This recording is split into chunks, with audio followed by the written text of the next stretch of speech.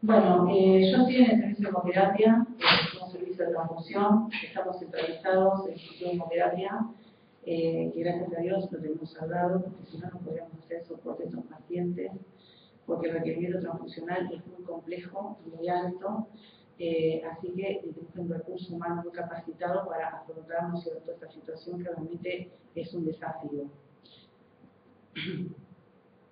Estos pacientes, ¿no es cierto?, como vimos, tienen alto riesgo de hemorragia, hacen realmente transfusiones masivas, con todas las complicaciones de la transfusión masiva, tienen incrementada necesidad de transfusiones de todos los productos de la sangre, o sea, se transfunden todos los componentes, y tienen un alto riesgo de muerte y mortalidad. Es un grupo multitransfundido, y reciben diariamente la mayoría de transfusiones glóbulos rojos, que son lo más frecuente que utilizamos, plasma fresco congelado, plaquetas de donante múltiple, ¿no es cierto?, la féresis, y crioprecipitados. Y el gran problema que tenemos es que estos pacientes, al ser neonatos, se ponen en una alta exposición, ¿no es cierto?, a múltiples donantes, ya que tenemos que transfundir con tantos componentes distintos que es inevitable esta exposición. Esto fue el análisis que se hizo estos 2 últimos años, ¿no es cierto?, de 14 pacientes pediátricos que entraron en ECMO, recibieron un total de 625 transfusiones, de los cuales glóbulos rojos fueron 240, plasma fresco congelado 174, plaquetas de banco 141, plaquetas de féresis 32, crioprecipitados 38. Ahí se ve, ¿no es cierto?, la frecuencia, que como estos pacientes tienen sangrados, hay que transfundir con glóbulos rojos.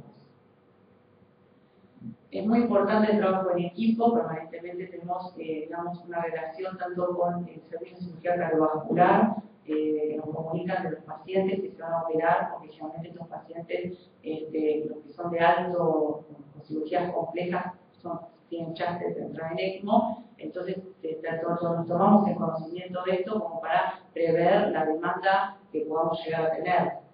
Y también con el centro regional, es decir, que ya prevemos desde días anteriores estos pacientes que van a entrar a cirugía que nos reserven la cantidad de sangre suficiente.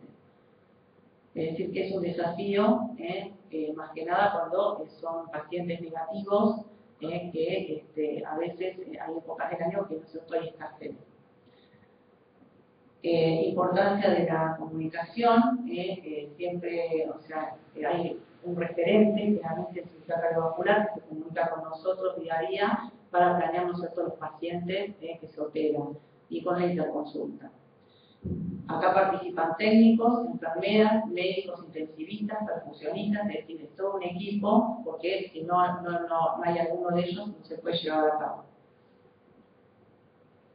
En cuanto a la solicitud de transfusión, nosotros como datos, nos interesa saber el peso del paciente, ya sabemos que, o sea, cuanto más chiquito es, el paciente más riesgos va a estar de hemorragia, ¿no es cierto?, por la evolución que van a tener, ¿no?, el diagnóstico, que cuando son cirugías complejas, más tiempo, ¿no es cierto?, en boca van a estar y más riesgo de que vayan a ECMO. Si tuvieron antecedentes transfusionales, porque quizás vienen transfundidos derivados de otro hospital, entonces los chiquitos que son AOB a veces vienen transfundidos con 0, entonces tenemos quimeras y no podemos hacer resolver el grupo sanguíneo. Si están asociados con inmunodeficiencia, porque en ese caso nosotros tenemos que transfundir radiado. Hay ciertas patologías cardíacas, bueno, el grupo ALES, por ejemplo, que tenemos que sí o sí usar componentes irradiados. Y internaciones previas, porque también el paciente que se reopera tiene más también riesgo de usar más hemocomponentes. En cuanto al estudio inmunohematológico, estos pacientes neonatos le hacemos el agrupamiento por directa, la prueba es directa, se le hace a todos de rutina, porque podemos tener chiquitos con incompatibilidad ADO, ¿no es cierto?, otros tipos. Búsqueda de anticuerpos irregulares, porque también nos ha pasado de tener anticuerpos pasivos, ¿no es cierto?, de la madre. Ante la presencia de anticuerpos irregulares, se seleccionan unidades carentes de este antígeno. Nosotros implementamos hace un año un score de sangrado donde hacemos preguntas, un cuestionario a todo paciente que es la cirugía cardiovascular, se le evalúa la hemostasia, el estudio hematológico y con eso vemos si hay antecedentes de sangrados previos, de darle un score para ver si ese paciente tiene más riesgo, tiene más posibilidades de hacer sangrado, ¿no? más complicación. El tema si toman aspirina o anticoagulantes, para que no se olviden de que se suspenda esta medicación. Y una de las cuestiones a evaluar, bueno, también es el fibrinógeno, porque tenemos que ver de que estos pacientes, o sea, toda la hemostasia, los neonatos están pobremente desarrollados las enzimas de coagulación y también los inhibidores de la coagulación, y tenemos que ver que entren en condiciones a la cirugía.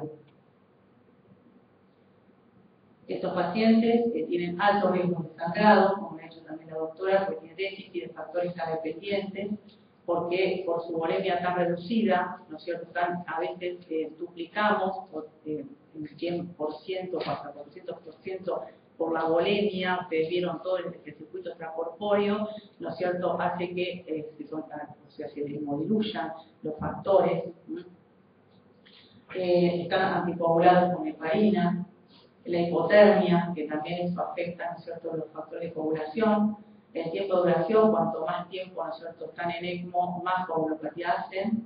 Y si tiene alguna patología con una comorbilidad, como puede ser si están con algún tipo de infección, ¿no?, o si tiene insuficiencia renal o insuficiencia hepática.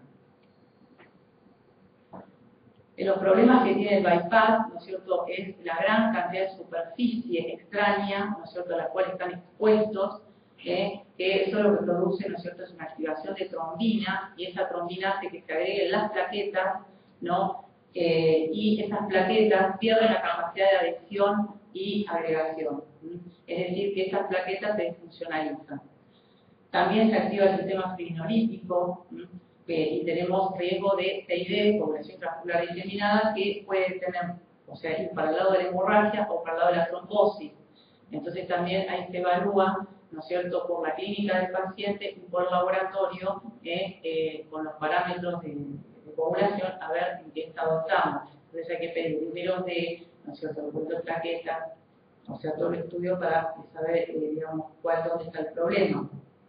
Porque fíjense, todas las causas, ¿no es cierto?, del sangrado en el circuito extracorpóreo, la hipotermia, el exceso de heparina, la activación plaquetaria, esas plaquetas no funcionan, todo el sistema extrínseco, intrínseco de coagulación va a generar trombina, esa generación de factor tisular, después los fenómenos inflamatorios porque se activa, ¿no es cierto?, en los polimorfos nucleares, la citoquina, o sea, todos estos factores, ¿no es cierto?, contribuyen al sangrado. Lo que se mide, ¿no es cierto?, para ver en cuanto a la reposición, es las pérdidas, que es mililitro kilo hora. El control de anticoagulación, que se hace mediante el KCT, se controla en forma horaria, ¿no es cierto?, se hace el balance ácido-base, ¿no es cierto?, electrolítico, el calcio, el potasio y el hematocrito, y la hemostasia con fibrinógeno, que se hace cada 6 o 8 horas, 2 a 3 veces al día. Si el paciente tiene CID, con cuadro de sangrado trombosis, se ve plaquetas, niveles de AT3 y si hay presencia de esquistocitos. El tromboelastograma, ¿no es cierto?, que es una de las medidas que más se está utilizando en estos últimos tiempos, como para guiar, digamos, en forma rápida, en vivo, la situación del paciente, no teniendo que esperar el laboratorio, que lleva su tiempo, está a 37 grados, sería lo ideal. Lo que pasa es que no tenemos todavía el tromboelastograma. Mide las propiedades viscoelástricas de la formación del coágulo, tiene la ventaja de que es rápido, y lo que nosotros necesitamos es evaluar la funcionalidad plaquetaria, porque podemos tener plaquetas normales pero que no funcionen. Es más, cuando uno transfunde plaquetas, las plaquetas también se alteran. Entonces, para ver si digamos, se agregan bien esas plaquetas, necesitamos ver en vivo con el tromboelastograma. igual que, ¿no es cierto?, si hay fibrinolysis. Si nosotros definimos, ¿no es cierto?, hemorragia, es cuando hay una pérdida, ¿no es cierto?, puede ser masiva, ¿no?, la pérdida del volumen sanguíneo y se transfunde, ¿no?, ese volumen sanguíneo en 3 horas, o una pérdida de sangre de 150 mililitros por minuto. El sangrado excesivo es cuando tenemos un débito por drenaje de más de 8 mililitros kilo en 1 hora, 7 mililitros kilo en 2 horas, 6 mililitros kilo en 3 horas consecutivas, o más de 5 mililitros kilo durante cualquier hora con incremento brusco del sangrado. Cuando tenemos una hemorragia, ¿no es cierto?, solicitar hemograma, estudio básico de población, tan pronto como sea posible para evitar al paciente la terapia sustitutiva adecuada. Es decir, a veces no da tiempo como para obtener el estudio de población y reponer, bueno, si el paciente está sangrando en ese momento, a veces se transfunde, ¿no es cierto?, en forma empírica hasta que tengamos resultados laboratorios. Solicitar niveles de lactato sérico y estado ácido-básico como marcadores de la extensión de la hemorragia y de la severidad del shock. Eso dicen las normas, ¿no es cierto?, las guías de transfusión. Las complicaciones que tenemos por transfusión masiva son las que dijimos: alteraciones de la hemostasia, la coagulopatía dilucional y metabólicas, ¿no es cierto?, la hiperpotasemia y la hipocalcemia por el tema del citrato, porque estos chicos no pueden metabolizar el citrato en el nivel hepático y produce una hipocalcemia. Deben tenerse en cuenta y evaluarse, por eso que controlan, ¿no es cierto?, el calcio en forma horaria. Asociar los datos de laboratorio con la clínica del paciente. Una de las hallazgos más frecuentes es alteraciones de la hemostasia, y lo más, digamos, frecuente, porque hay una dilución de los factores y las plaquetas, porque se pierde por sangrado y por aparición de CID, por la injuria tisular y hemólisis, que liberan citoquinas, trombocitosina tisular, activando el sistema de coagulación y fibrinolysis. Lo que contribuye también a estas complicaciones es que si hay una disfunción hepática o renal, la hipotermia y la acidosis. Como dijimos, lo de las plaquetas, la trombocitopenia, la disfunción plaquetaria, se va a evidenciar más que nada por la clínica. El paciente tiene un sangrado, ¿no es cierto?, difuso, microvascular, y pierde por mucosa, ¿no es cierto?, por los tubos de drenaje, heridas quirúrgicas y sitios de punción. Bien, ahora vamos en cuanto a lo que es la transfusión, qué es lo que dicen las guías de recomendación. Los glóbulos rojos a utilizar para el priming, ¿no es cierto?, de la bomba, ya sea en cirugía cardiovascular o es lo mismo para lo que es el ECMO. Lo que dice la guía es que la evidencia a favor del uso de sangre reconstituida, las inevitables limitaciones logísticas para disponer de sangre entera, la falta de evidencia científica de la ventaja de su uso y el requerimiento de componentes leucorreducidos en esta población de pacientes son argumentos que permiten recomendar que establezca una estrategia que permita la utilización de glóbulos rojos suspendidos en plasma del mismo donante. Es decir, esto tiene un alto nivel de recomendación, que es 1A. Es decir, que hay muchos trabajos que han hablado de la sangre entera, menos de 48 horas, versus la sangre reconstituida, donde se vio que hay más efectos adversos y por sobrecarga de líquidos, más estadia hospitalaria, ¿no es cierto?, y más, digamos, complicaciones, que si usamos sangre, digamos, reconstituida. Y aparte la podemos leucorreducir. Este es el trabajo de una New England, ¿no es cierto?, de la sangre entera fresca versus la sangre reconstituida. Esto sería para el priming de la bomba, ¿no?, en cirugía cardíaca en infantes, en menos de sangre fresca de menos de 48 horas versus glóbulos y plasma para el priming. No tiene ventajas clínicas ni bioquímicas. Prolongar estadía en UTI, incrementada sobrecarga de fluidos, perioperatoria, incrementada duración de ventilación mecánica. Esto sería lo mismo que para el priming del ECMO. Ahí habla, se ve el cuadrito, ¿no es cierto?, de la diferencia de la sobrecarga de la acumulación de fluidos, ¿no es cierto?, durante las primeras 72 horas después del bypass, ¿no?, quienes recibieron sangre fresca, ¿no es cierto?, entera o sangre constituida en el circuito del bypass. Entonces hay más sobrecarga de fluidos cuando es sangre entera. Los glóbulos rojos que empleamos nosotros son todos en CPDA, no está recomendado usar manitol porque es nefrotóxico. Los días de extraída es hasta 5 días, o sea, como si fuera un examino transfusión. Si el receptor pesa, o sea, como target, ¿no es cierto?, en cuanto al peso, ¿no es cierto?, pone los 10 kilos, si pesa más o menos de 10 kilos, eso sería, ¿no es cierto?, para los chicos que pesan menos de 10 kilos, hasta 5 días, y si pesa más de 10 kilos, ¿no es cierto?, puede usarse sangre hasta 10 días, ¿no es cierto?, hasta el año de edad. Con esto nosotros evitamos la hiperpotasemia y ofrecemos los glóbulos rojos con un alto nivel de dosis de PG para que entre fácilmente el oxígeno a los tejidos. O sea, en la correlación siempre tenemos problemas con el tema del potasio, de que nosotros, si más que es irradiada la sangre, porque o sea, los chicos tienen paro cardíaco. Se utilizan unidades lo más frescas posibles y leucoducidas pre-almacenamiento, es decir, nosotros necesitamos la sangre leucoducida desde los 2 días o desde el mismo día. Las unidades son agua y RH idénticas, los glóbulos rojos son irradiados ante el caso de inmunodeficiencia congénita y se utilizan antes de las 24 horas de irradiación. O sea, no usamos irradiado en general para todos los neonatos, sino solamente cuando hay casos de inmunodeficiencia documentada o probable, porque no tenemos disponibilidad de irradiador. En el servicio tenemos de irradiador de restitución. Si transcurrió más de ese tiempo, se lava, teniendo una utilidad de hasta 4 horas, si pasaron más de 24 horas. La comparación acá en esta Journal Thoracic, ¿no es cierto?, de lo que es la sangre de menos de 5 días y más de 5 días, en lo que es el priming de la boca. Fíjense que cuando tiene menos de 5 días, el potasio es de 4,9 y se va, ¿no es cierto?, a 5,9 cuando tiene más de 5 días. El lactato de 29, ¿no es cierto?, pasa a 65. Y el pH, ¿no es cierto?, de 7,45, ¿no es cierto?, se va a 7,29, baja el pH.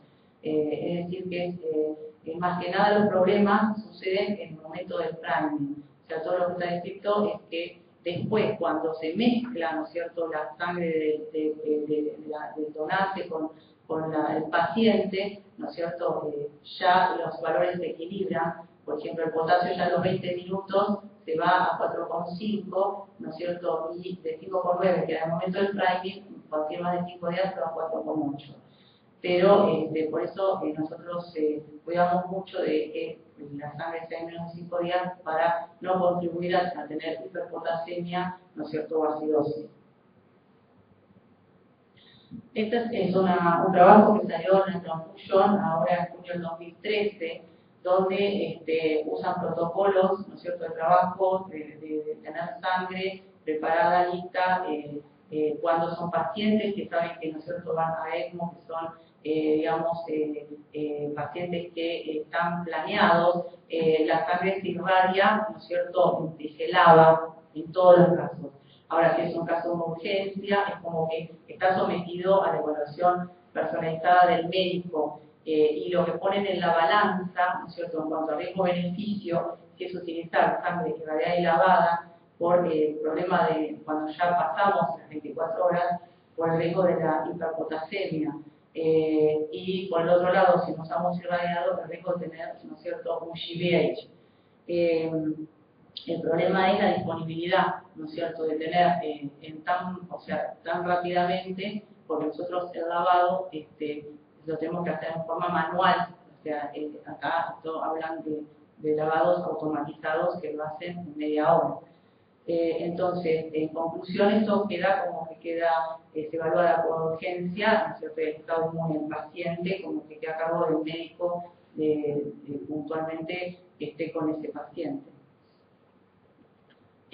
La correlación, fíjense que entre los días de almacenamiento y el potasio, cómo aumenta, ¿no? Ya cuando la sangre, ¿no es cierto?, tiene, fíjense, más de 5 días, puede llegar hasta 20 de potasio.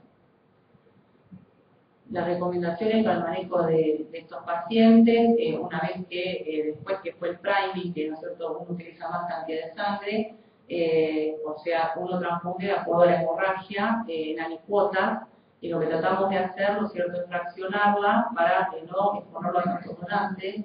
Entonces, empezamos la práctica del fraccionamiento por bolsas satélites, por conector estéril. Este es el conector estéril. Estas son las bolsitas. Y preparamos entonces las alicuotas. Y en un chiquito que estuvo en ECMO el mes pasado, se analizaron de 46 transfusiones que recibió, se expuso, ¿no es cierto?, 35 donantes. 22 de glóbulos rojos se bajaron a 13 porque usamos alicuotas, de plasma 9 y, bueno, en el caso de aféresis, ¿no es cierto?, también que se pudo dividir de 2 de 1. En cuanto a la prueba de compatibilidad, nosotros al neonato le hacemos un talcanicin, ¿no es cierto?, que después se transfunde isofactor.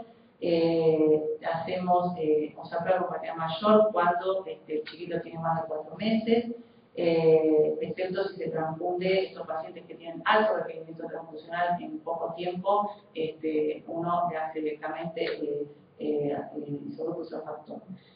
Sí, ahí dice, si tiene menos de 4 meses, no se necesita la compatibilidad, siempre y cuando no tengan anticuerpos irregulares o anticuerpos del agua, ¿no? En cuanto a las plaquetas, usamos plaquetas de donante múltiple o de aféresis, siempre también se transfunde el isofactor. Si tenemos pacientes que son negativos y no tenemos plaquetas positivas, usamos plaquetas de aféresis positivas. Lo que hay que tener mucho cuidado es que en cuanto al grupo de lo que es todos los compuestos plasmáticos, ya sea plaquetas o plasma, ¿no es cierto?, en lo que es pediatría siempre ser algo compatible, es decir, no pasar 0 a que es A o B, porque hay en distintos casos de reacciones hemolíticas muy severas y en esos casos se desplasmatiza si uno no tiene, se le saca el plasma. Y siempre las plaquetas también son irradiadas y reproducidas. Las plaquetas se desplasmatizan, como si hay una presencia de sobrecarga de volumen, si no hay plaquetas isogrupo, para evitar la hemólisis con anticorposado, y la dosis es una unidad cada 10 kg de peso. En cuanto a la indicación del plasma fresco, se utiliza para reconstituir los glóbulos rojos para el momento del priming, para no morir tanto al paciente y apuntar factores de coagulación, o sea que también se da cuando hay déficit de múltiples factores, cuando tenemos déficit de AT3, es decir, casos puntuales, si hay alguna complicación se le dosa trombosis del AT3 y se aporta en temas de AT3 comercial, damos plasma, y siempre se seleccionan agrocompatibles. El uso de plasma, si usted lo prueba en ECMO, está recomendado cuando hay un sangrado activo y tenemos un tiempo de trombina más de 1.5 sobre el normal. Las plaquetas deben estar indicadas cuando hay sangrado severo, habiendo descartado otras causas de tensión de hemostasia o por problemas de sutura, cuando las plaquetas caen a niveles inferiores a 50.000.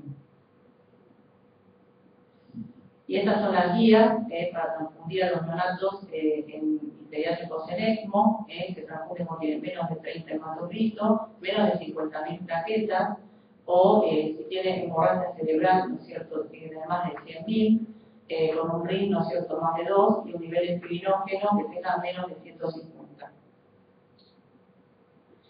El frío precipitado se considera su administración como primera fuente de filinógeno. O sea, para el manejo de porfinogenemia dilucional, menos de 1 gramo por litro, luego la administración de plasma, si hay porfinogenemia persistente, y cuando el filinógeno es proporcionalmente bajo en relación con los otros factores.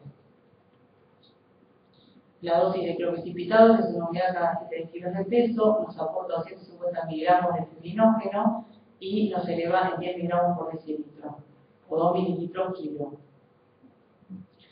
Y en cuanto a la conclusión, ¿no es cierto?, hay limitados datos y consenso en las recomendaciones provistas por diferentes centros de ECMO. Entonces, hay que establecer guías en conjunto con los servicios implicados para mantener una comunicación abierta. las múltiples variables y circunstancias se deben ajustar a cada caso individual. Esto lo dice, ¿no es cierto?, una transfusión de 2013. Bueno, ahí está, muchas gracias.